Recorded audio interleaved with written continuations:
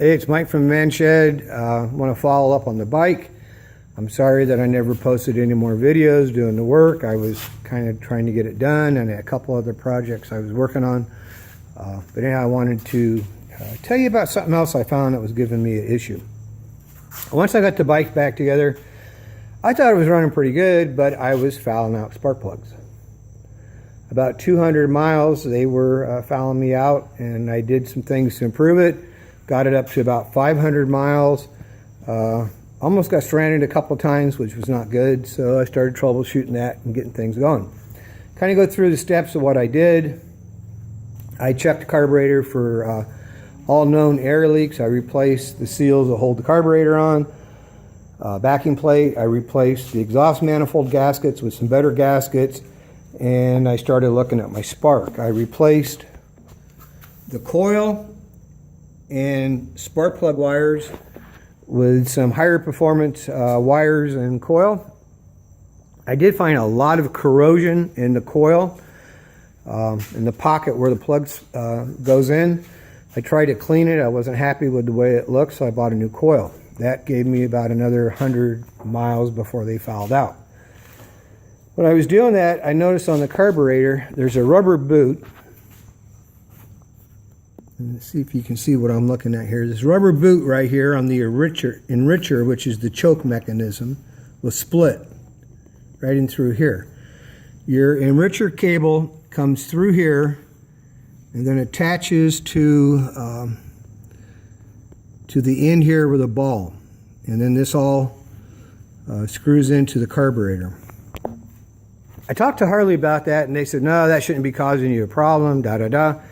Looking at it, I looked at the machine work inside the carburetor where the enricher valve moves back and forth. It went right through, and in my mind, it was an air leak. So I ordered the boot, $7 or $8, took about 2 to 3 weeks to come in, and got a new cable at the same time, put it in, got about another 100 miles before the plugs were fouling out, so I still had a problem. Also, I noticed at the time that my slide on the carburetor was bad. It got burned, and they said that that's normal, and that's about right where that enricher comes out. And you can see it was deformed a little bit, although the rubber diaphragm looked pretty good. Like I say, I rebuilt the carburetor about 2 years ago, and when I was doing some work, I actually cleaned it up again, but I ordered a new slide. I did file the edges a little bit of the new one, rounded them out, sanded them, and on the intake side, I filed and rounded, and of course I drilled it and did all the normal tricks that you do to the CV carburetor. Put it back on, ran a lot better. I was pretty happy, although it was still fouling out plugs. Like I say, I got a couple. I was up to I think about 300 or 400 miles then before they fouled out. My nephew has a rocker, pretty fast bike, nice bike. He always beat me, and after doing that work, I actually beat him off the line, and we were doing 80. Just turned the throttles all the way, and I walked away from him. So I felt good. I was making progress, and but it wasn't right, and I was still fouling out plugs.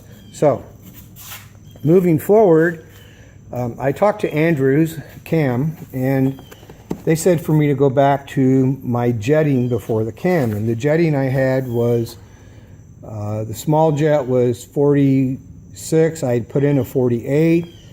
And my large jet was 195. Originally it was 190.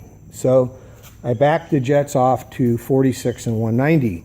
Bike sucked. I should have left it stock as far as what I was getting when it was jetted back. I wasn't happy, and I was still fouling out plugs. So talked to a few more people. Just, you know, it wasn't right. So guy told me you got to play with your jets and you know, see what you can come up with. So in between that time, the parts didn't come in yet, the little spring washer and O-ring. So I said, well, before I rejet it, I'll wait for all the parts to come in, and I'll take it off for, what was it, probably the 4th and final time. And once the parts came in, I pulled it off last weekend and went through it again, checked my float level, checked everything, checked all the seals. I did find a partial O-ring that was stuck up inside the carburetor body where the fuel air mixture screw goes. So I got that out of there, got everything back together. I set it at 2 1/8 turn. I think I ended up at 2 1/4 turns finally. And I just used a screwdriver. I didn't put that big screw back in. It ran good. It ran good. I messed with the idle. Idle's better, with the cam and the Harley Lope. It's never going to idle like a Honda, and that's not my objective anyhow. So that's kind of the work that I did, and I'm happy. I'm happy with what I did. So let me start it up for y'all. And it's a cold-blooded bike, so it doesn't like to be choked because I live in a warm area. But let me see what we get here.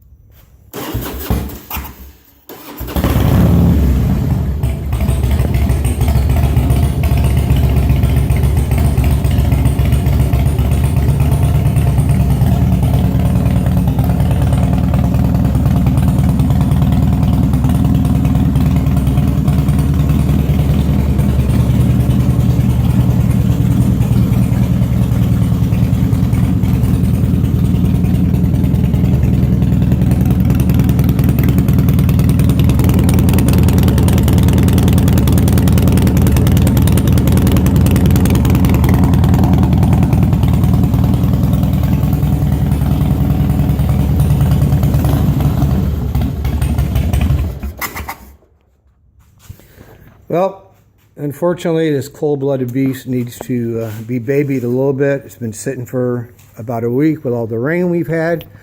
When it does warm up, it jumps up about 300 RPM in the idle. So I just kind of bear with it being a little cold-blooded. I try not to use the enricher too much because I'm trying to do a carbon test on the plugs right now. But everything looks pretty good. I hope everybody has a great biking season and enjoys their rides. This is Mike at the Man Shed. Y'all have a good one.